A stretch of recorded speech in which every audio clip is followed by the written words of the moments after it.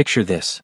A luxury aircraft worth over $300 million, sitting completely motionless on a Lagos airport tarmac. Engines humming. Cabin lights glowing. 200 passengers buckled in their seats, checking their watches, muttering complaints, demanding to know why they're going absolutely nowhere. Flight attendants are frantically making calls. The captain has disappeared into the cockpit. Confusion is turning into anger. Anger is turning into chaos. And at the center of it all, in seats 2A and 2B of the first-class cabin, sit two 8-year-old black girls. Composed.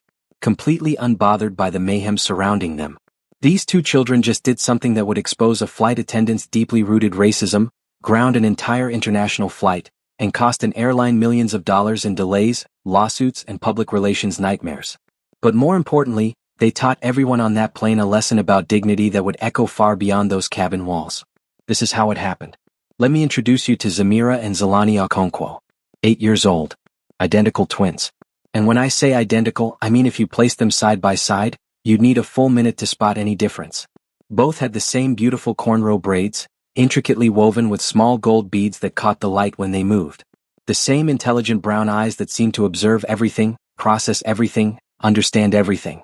The same naturally confident posture that didn't come from arrogance, but from being raised to know their worth. These weren't ordinary children. Their father, Chibiz Okonkwo, was a tech billionaire who had invented revolutionary cloud security software that protected half the world's financial institutions. His company was valued at $43 billion. He was the fifth richest man in Africa. But here's what made him different from most people with that kind of wealth. Chibiz never let money define his daughters. He raised them to be humble, observant, and deeply socially conscious. Their mother had been a civil rights attorney. Brilliant, fierce, uncompromising in her fight for justice. She taught Zamira and Zelani something crucial before she passed away 3 years earlier from an aggressive form of cancer. Speak up against injustice always, no matter how small it seems, no matter who's watching, no matter what it costs you. Silence, she told them, makes you complicit. The girls carried that lesson like armor. At 8 years old, Zamira and Zelani were already coding complex programs. They spoke English, Igbo, and French fluently. They just led their robotics team to victory in an international competition in Lagos, and now they were traveling alone to New York City for the global finals. Their father had wanted to accompany them, but they'd insisted they could handle it. They'd flown first class dozens of times. They knew the routine. Or so they thought. The moment they boarded that flight, something shifted. As Zamira and Zelani walked down the jet bridge and entered the first-class cabin, conversations stopped. Heads turned. Eyes followed them. Two young black girls, carrying small backpacks, walking confidently toward the front rows of the most expensive section of the plane. The whispers started immediately. Other passengers leaned toward each other, murmuring behind raised hands.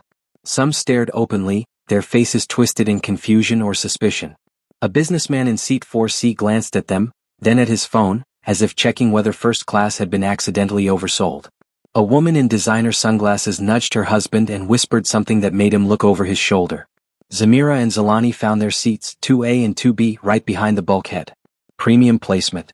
As they settled in, storing their backpacks in the overhead compartment with practiced ease, a white elderly woman in the row across from them leaned forward. Her pearls clicked softly as she moved.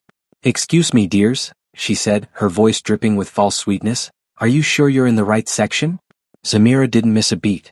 She pulled out her boarding pass and held it up with a polite smile. "Yes, ma'am. Seats 2A and 2B. First class." The woman's smile tightened. She said nothing more, just turned back to her magazine, but her discomfort was obvious. Zelani glanced at her sister. Zamira glanced back. No words needed to be exchanged. That look said everything. Here we go again. They dealt with this their whole lives. The assumptions. The suspicion. The unspoken question that always hung in the air. Do you really belong here? Their father had prepared them for it. Their mother had armed them against it. But knowing it's coming doesn't make it hurt any less. As the cabin filled up, the twins watched everything. They noticed who got warm greetings and who got cold shoulders. They noticed which passengers were offered assistance with their luggage and which ones weren't. They noticed the patterns because their mother had taught them to notice. And then she arrived. Thessaly Brighthollow. 42 years old. Senior flight attendant with 18 years at the airline. Impeccable service record. She always worked first class, always got the premium routes, always received glowing reviews from passengers. She moved through the cabin like she owned it, her perfectly styled blonde hair not a strand out of place, her makeup camera ready, her uniform crisp and immaculate. but there was something about her smile.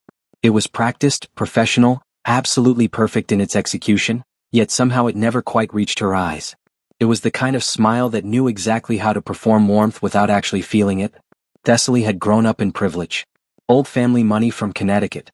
Country clubs and cotillions. A world where everyone looked the same, thought the same, lived the same. She'd spent her entire life in spaces where diversity was something you talked about supporting but never actually had to experience. Her worldview was narrow and she liked it that way. Simple. Uncomplicated. Everyone in their proper place. As she made her way through the first-class cabin, greeting passengers, her demeanor was flawless. "Good afternoon, Mr. Chin, wonderful to see you again. Mrs. Albrecht, so glad you're flying with us today. Welcome aboard, Dr. Osei, can I get you anything before we take off?" Then she reached row 2. Her eyes landed on Zamira and Zelani. For just a fraction of a second, something flickered across her face. Surprise. Confusion. And then, just beneath the surface, something uglier. Disdain. She didn't greet them. Didn't acknowledge them. Didn't offer them the warm welcome every other first-class passenger had received. She simply glanced at them with thinly veiled disapproval and moved on, as if they were somehow beneath notice. Zamira noticed. Zelani noticed. They noticed everything. And in that moment, sitting in their first-class seats with gold beads in their braids and their mother's voice in their hearts, the twins made a silent decision. If this flight attendant wanted to treat them differently because of the color of their skin, she was about to learn a very expensive lesson about who she was dealing with.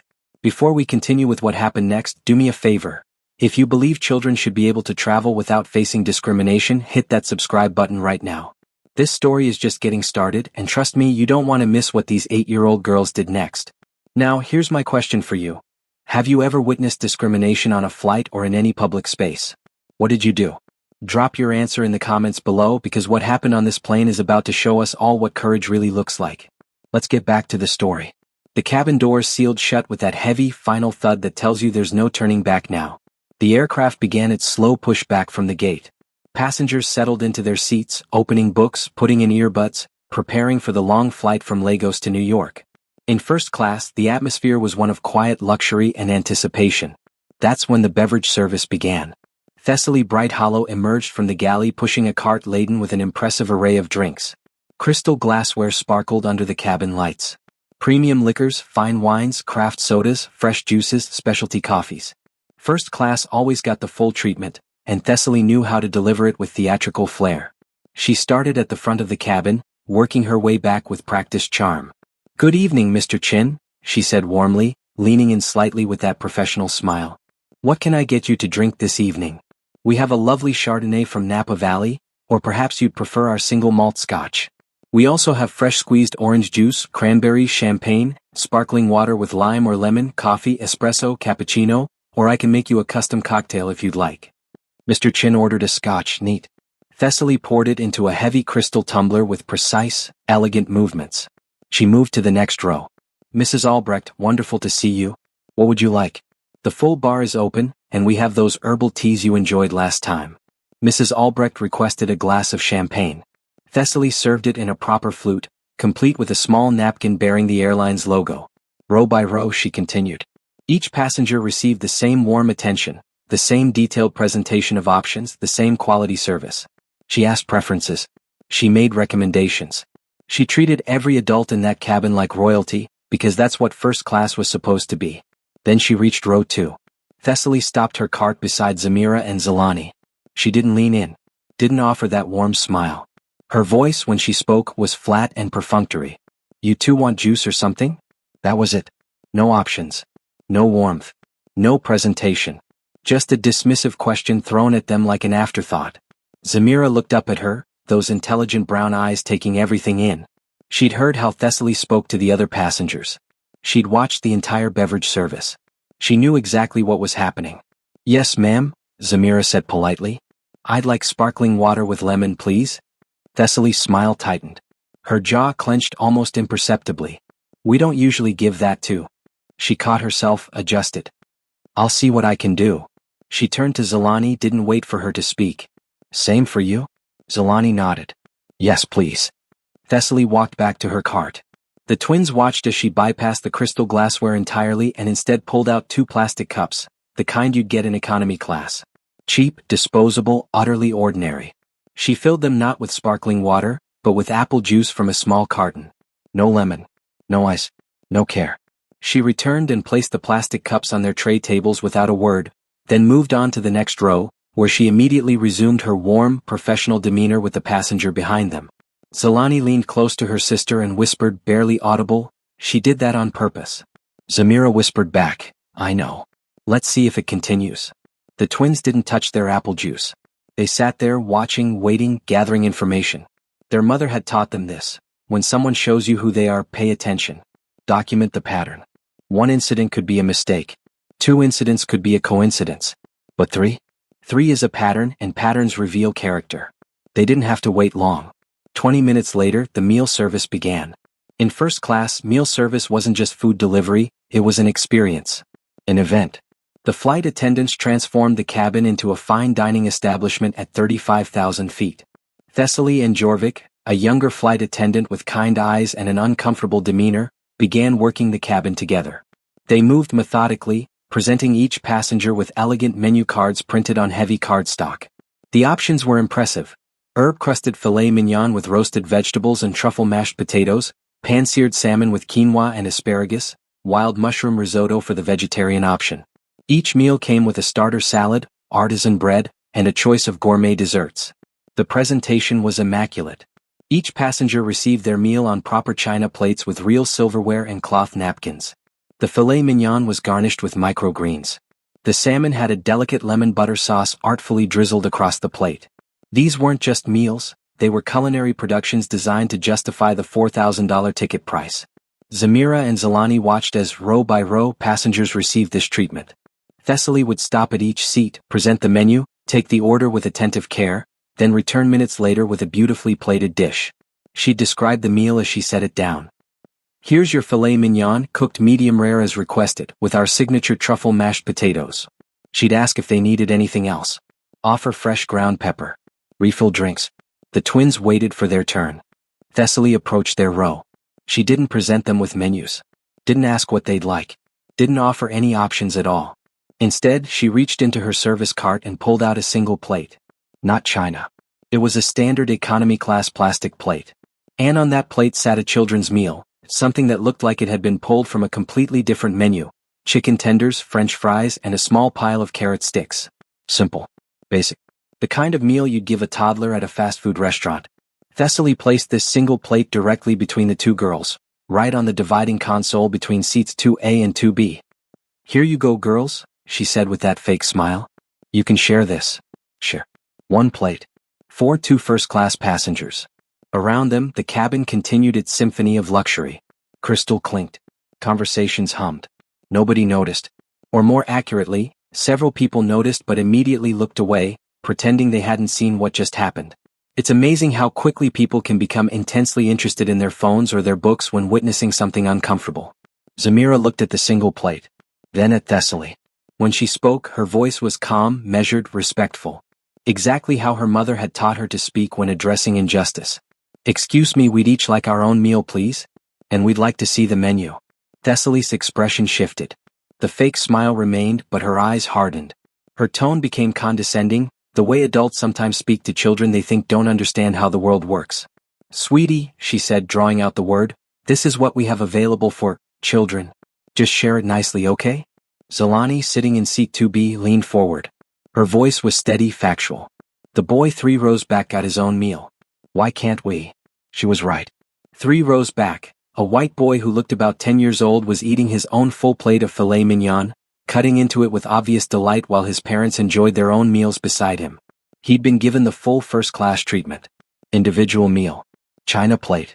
Real silverware. No suggestion that he share with anyone. Thessaly's face flushed slightly.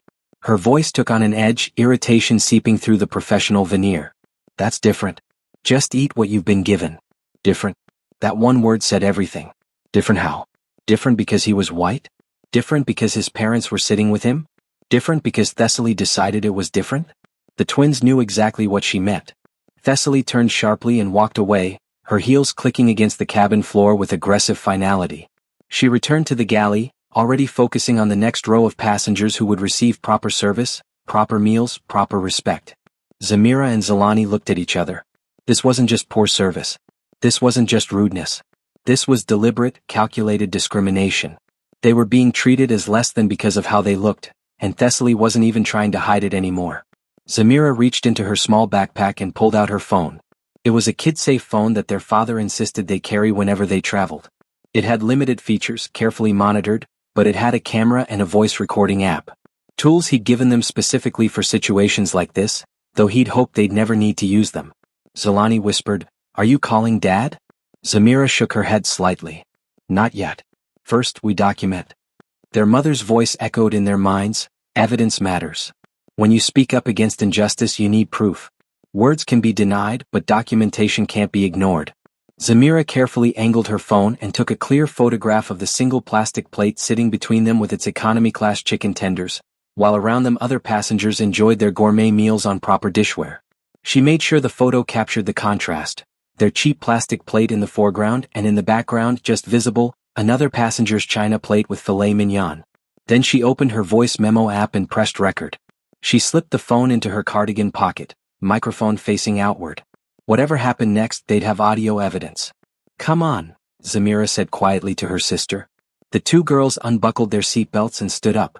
With calm, deliberate steps, they walked down the aisle toward the galley where Thessaly was preparing the next round of meals. They weren't running, weren't causing a scene. They were simply two children walking with dignity and purpose, about to stand up for themselves. Jorvik, the younger flight attendant, saw them coming. Something in his expression suggested he knew this wasn't going to end well. Zamira stopped a respectful distance from Thessaly and spoke clearly, politely, but firmly.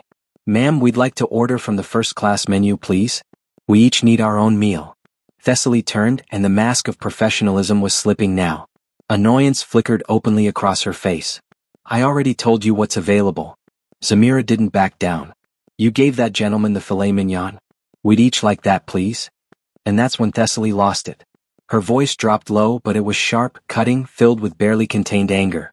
"Listen, little girl, I don't know who you think you are, but you need to go back to your seat and eat what you've been given." "Little girl," said with such contempt, such dismissal, as if Zamira's age somehow negated her right to be treated fairly. Zalani stepped up beside her sister, and together they stood there, two 8-year-olds facing down an adult who was supposed to be serving them, protecting them, treating them with basic human dignity. "We paid for first-class tickets," Zalani said, her voice unwavering. "We should get first-class service." Thessaly's voice rose now, loud enough that nearby passengers couldn't pretend not to hear anymore. "Your parents paid for those tickets. Maybe they should have taught you some manners." The implication was clear and cruel. These children were spoiled, entitled, lacking proper upbringing. Never mind that they'd been nothing but polite. Never mind that they were simply asking for equal treatment. In Thessaly's worldview, the very act of these black girls expecting the same service as white passengers was somehow proof of bad manners. Jorvik, who'd been watching this entire exchange with growing discomfort, finally stepped forward. "Thessaly, maybe we should." Thessaly cut him off with a sharp gesture. "I've got this handled." She turned back to the twins, and her voice was now a command, sharp and authoritative, the kind of tone you use with disobedient animals. "Go. Sit down. Now." The cabin had gone quiet. Passengers were watching now, unable to avoid the confrontation happening right in front of them. Some looked uncomfortable. Some looked away. Some watched with open curiosity. But nobody intervened. Nobody spoke up. Nobody said, "Wait, this isn't right." Zamira and Zalani stood there for one more moment, and in that moment they made a decision. They tried the polite approach. They tried the reasonable approach. They'd asked nicely, explained clearly, and been met with nothing but escalating hostility and disrespect. It was time to call their father. But before they did that, they had something else to do. Something their mother had taught them. When people show you who they really are, when they reveal their bias and their hatred, you don't just walk away. You make sure there's a record. You make sure the truth can't be hidden or denied or explained away. The recording was still running in Zamira's pocket, capturing every word. And what Thessaly Brighthollow didn't know, what she couldn't possibly have imagined in her narrow, privileged worldview, was that these two 8-year-old girls she was dismissing so contemptuously had the power to ground this entire flight. Their father wasn't just rich. He was strategic. He was protective. And he had spent years preparing his daughters for exactly this kind of moment. Now here's what I want to know from you. If you were a passenger on that flight watching this unfold, would you have spoken up?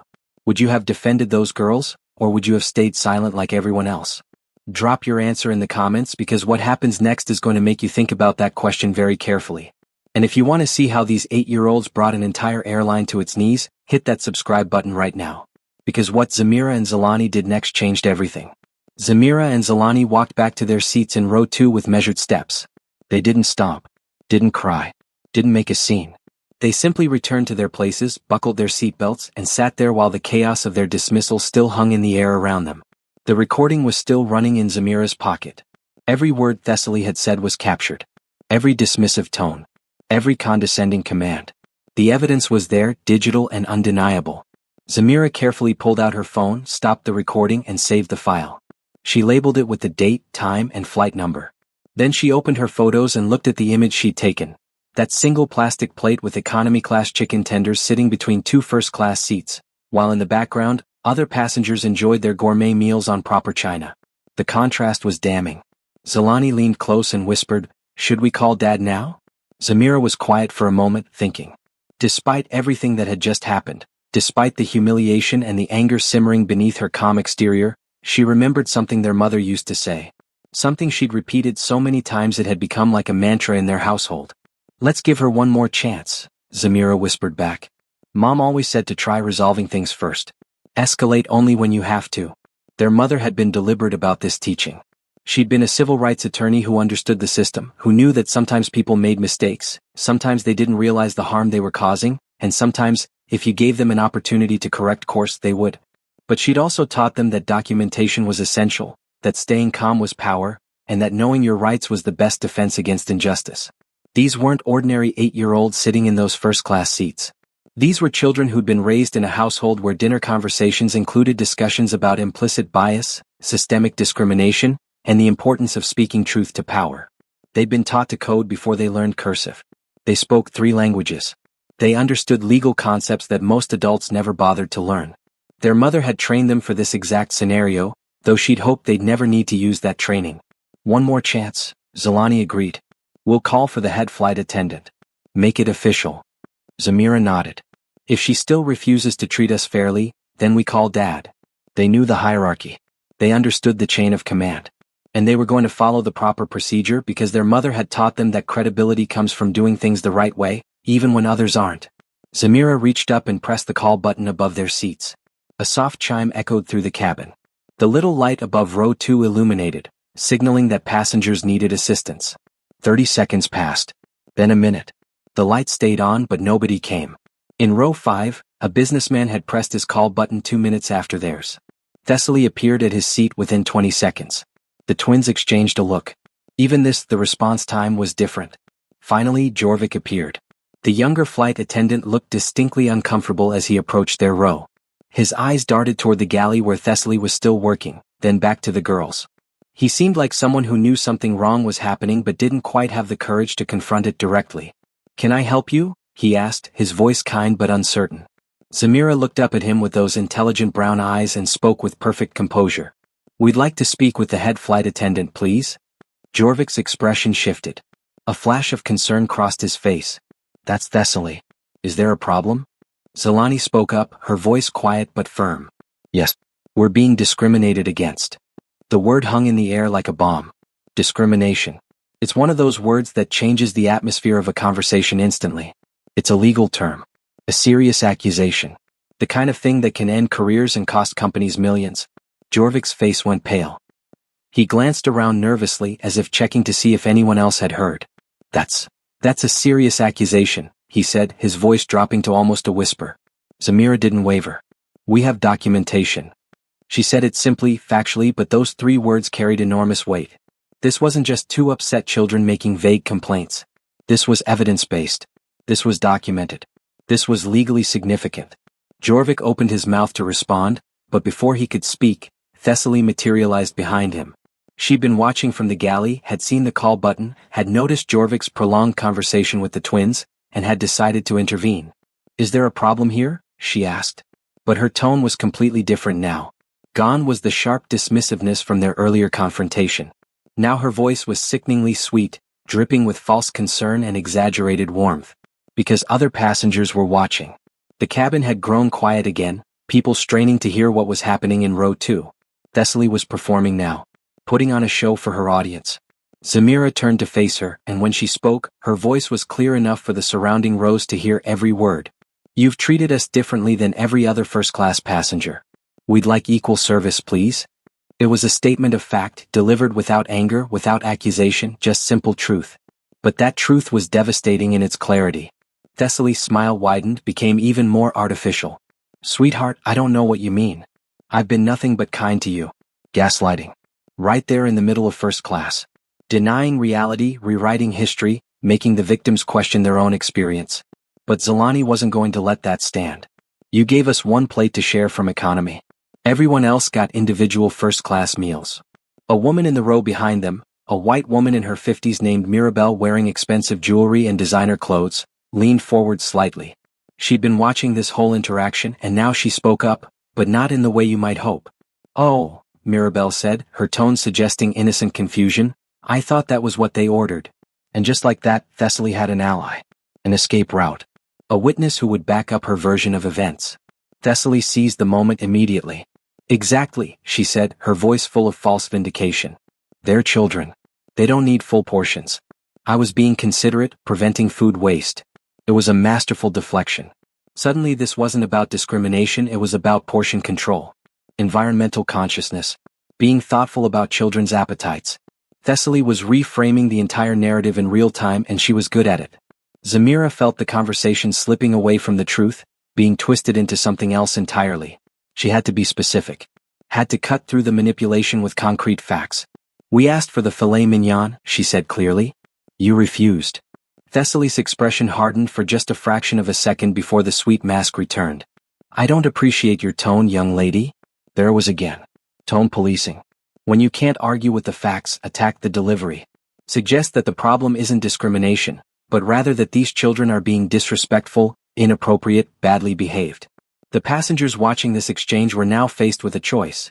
Believe two 8-year-old black girls, or believe the professional flight attendant with 18 years of experience and a perfect record. Most of them had already made their decision, and it wasn't in the twins' favor. That's when Zamira pulled out her phone. The movement was calm, deliberate. She held it in her hand, looking directly at Thessaly. Thessaly's eyes locked onto the phone, and her voice took on an authoritative edge. Put that away. Electronic devices need to be. Zamira interrupted, her voice steady. We're still on the ground. I'm calling my father. The plane was indeed still on the ground. They'd been delayed for some reason, hadn't even started taxiing yet. Personal electronic devices were perfectly allowed. Thessaly's expression shifted again. The sweet facade cracked, and something ugly and triumphant emerged. She actually smirked, a condescending little smile that said she thought she'd already won this battle. Go ahead, sweetheart, Thessaly said, her voice dripping with mockery. Call mommy and daddy to complain. Mommy and daddy. Said with such contempt. Such dismissal. As if parental involvement would somehow prove these children were weak, spoiled, unable to handle their own problems. And that's when Zalani spoke. Her voice was quiet, but it cut through the cabin like a blade. Fierce and controlled and filled with a pain that silenced everyone who heard it. Our mother is dead. The words landed like a physical blow. The smirk disappeared from Thessaly's face, replaced briefly by shock, then by carefully controlled blankness. This was the moment. The moment where a decent human being would apologize. Would express sympathy. Would acknowledge that maybe, just maybe, they'd misjudged the situation. Thessaly said nothing. No apology. No condolence. No acknowledgement of the pain she just carelessly stomped on. She just stood there, silent, her jaw tight. And in that silence, Zamira dialed. The phone rang once. Twice. 3 times. Around them, passengers shifted uncomfortably. Some were beginning to realize this might be more serious than a simple customer service dispute. The mention of a dead mother, the calm determination of these children, the phone call happening right in front of them. Something about all of it suggested this was about to escalate in ways they couldn't predict. On the 4th ring, someone answered. Zamira? The voice was deep, calm, with a slight Nigerian accent that carried authority even through the phone's small speaker. Is everything all right? Chibiza Okonkwo. Tech billionaire. 5th richest man in Africa. Inventor of revolutionary cloud security software that protected half the world's financial institutions. But more importantly than any of that, he was a father who had made his daughters a promise after their mother died. Nobody will ever mistreat you without consequences. Nobody. And what Thessaly Bright Hollow didn't know, What she couldn't possibly have known as she stood there watching this 8-year-old girl make a phone call, was that she'd just picked a fight with a man who had the resources, the influence, and the absolute determination to ensure that justice was served. Chibiza Okonkwo wasn't just wealthy. He was strategic. He was connected. He sat on the boards of major corporations. He had lawyers on retainer who specialized in discrimination cases. He owned significant shares in multiple airlines, including, though Thessaly had no way of knowing this, the very airline whose plane his daughters were currently sitting on. 22% ownership to be exact.